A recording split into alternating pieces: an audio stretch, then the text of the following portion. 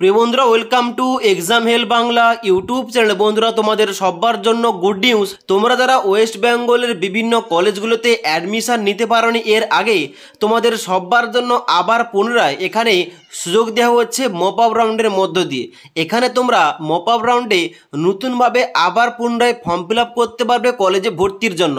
তাই এখানে তোমাদের অফিসিয়াল যে নোটিফিকেশান, এই অফিসিয়াল নোটিফিকেশান অনুযায়ী আজ থেকে অর্থাৎ 8ই আগস্ট থেকে আগামী 17ই আগস্টের মধ্যে তোমাদের কিন্তু ফর্ম ফিল আপ চলবে।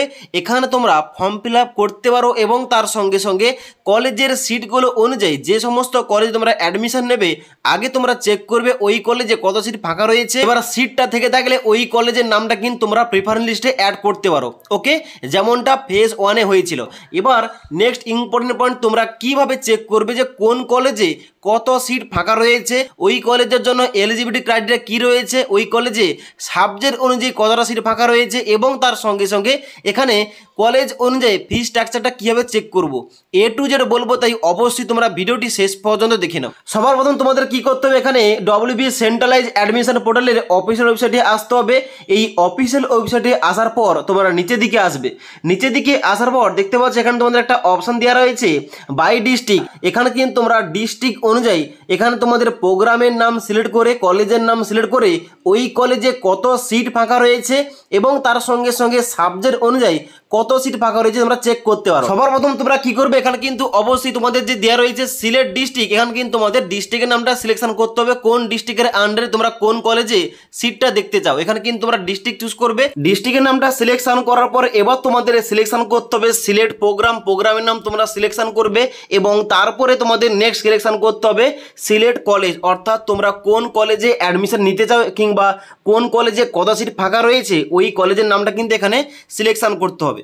এবার প্রোগ্রামের নাম এবং কলেজের নামটা সিলেকশন করার পর এবার তোমরা কি করবে, এখানে সার্চ অপশানে ক্লিক করবে। সার্চ অপশানে ক্লিক করার সঙ্গে সঙ্গে ওই কলেজে কয়টা সিট ফাঁকা রয়েছে কোন সাবজেক্ট এখানে কিন্তু তোমাদের সামনে ওপেন হবে। এবার তোমাদের সবার প্রথম কি করতে হবে, এখানে নিচের দিকে আসবে। নিচের দিকে আসার পর একটা অপশান দেওয়া রয়েছে সিট ম্যাট্রিক্স। এই সিট ম্যাট্রিক্স অপশানে ক্লিক করবে। ক্লিক করার সঙ্গে সঙ্গে এখন বর্তমানে কয়টা সিট ফাঁকা রয়েছে এখানে কিন্তু তোমাদের সামনে শো করবে। তো এখানে দেখতে পাচ্ছ অন স্ক্রিন, এখানে কিন্তু বর্তমানে টোটাল সিট 112টা কিন্তু এখানে টোটাল সিট কিন্তু ফাঁকা রয়েছে।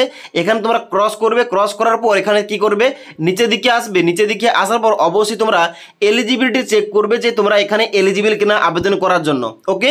তার সঙ্গে সঙ্গে তোমরা অবশ্যই চেক করবে এখানে কোর্স এবং ফিজ, অর্থাৎ এখানে কিন্তু অবশ্যই অ্যাডমিশন নেওয়ার জন্য তোমাদের কোন সাবজেক্টের জন্য কত টাকা ফিস তোমাদের পেমেন্ট করতে হবে সেমিস্টার ওয়াইজ এবং তার সঙ্গে সঙ্গে টোটাল তোমাদের কোর্স ফি কত রয়েছে এখানে কিন্তু অবশ্যই তোমরা চেক করতে পারো, ওকে।